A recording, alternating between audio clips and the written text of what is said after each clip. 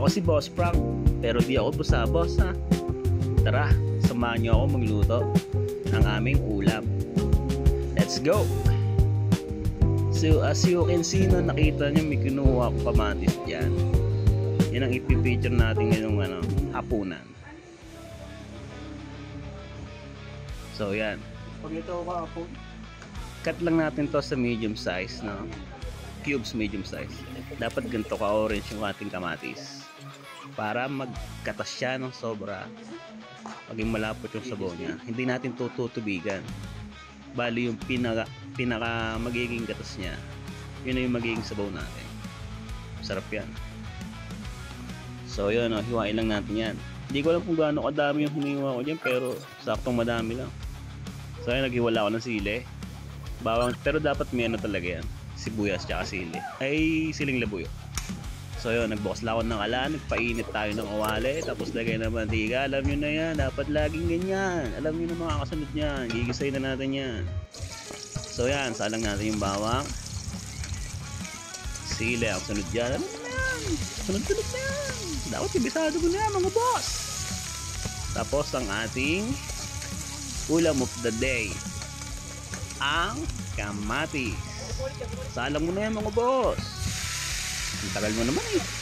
So yan, sinalang na, no? Halu-haluin lang natin yan. Toss-toss na konti. Akala mo naman talaga chef siya, pero okay na rin yan. Ilan lang natin ng asin. Haluin. Tapos takpan natin to ng mga 5 to 10 minutes hanggang sa magsabaw siya. malaki. So yan, halu-haluin. Haluin lang natin. Tapos tatakpan. Wait for 5 to 10 minutes. So yan, nakita nyo, binuksan ko na, no? After 10 minutes, ito na yung magiging niya, texture. So yan, nagkatas na siya, no? Timplahan natin ng suka, tsaka ng konting toyo, tapos asukal. Di ko alam kung gaano kadaming asukal niya, pero bahala na kayo, tansyameter na lang yan, mga boss. So yan, halu-haluin. So nakita nyo, no? Nagkatas na yung kamatis, no? Yan yung magiging sabaw natin. Isang kamatis. So yeah, medyo malapot-lapot na siya. Masarap yan. So dyan, lalo't maanghang, mga boss. Sarap sa kanin yan.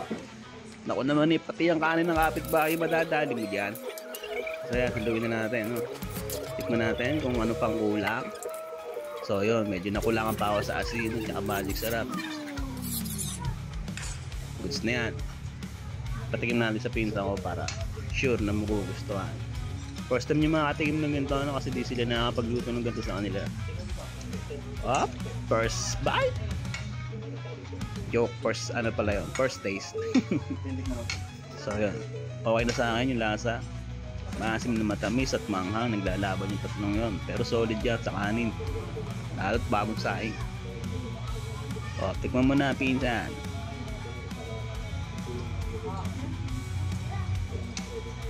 Ako, mukhang plastic ng pinsan ko ah. Masarap daw pero napangiwi yung mukha. So yan, takpa lang natin, no? Tapos nagbuni-muni si Boss Frank, naglaro ng basketball. Tapos yun, tapos na. So ayun na yung texture niya, mga boss. Malapot-lapot na siya. Kita nyo, di tayo naglagay ng tubig yan, pero yun yan. As you can see, no, nagkaroon ng spaghetti dyan, tsaka ng manok, no? Dala ni Airpet yan, tsaka ni Airman. Happy Valentine's pala sa inyo, no? Valentine's ko pala ito nagluto. So yun, first bite. Thank you, Lord. Hanap sila malaki.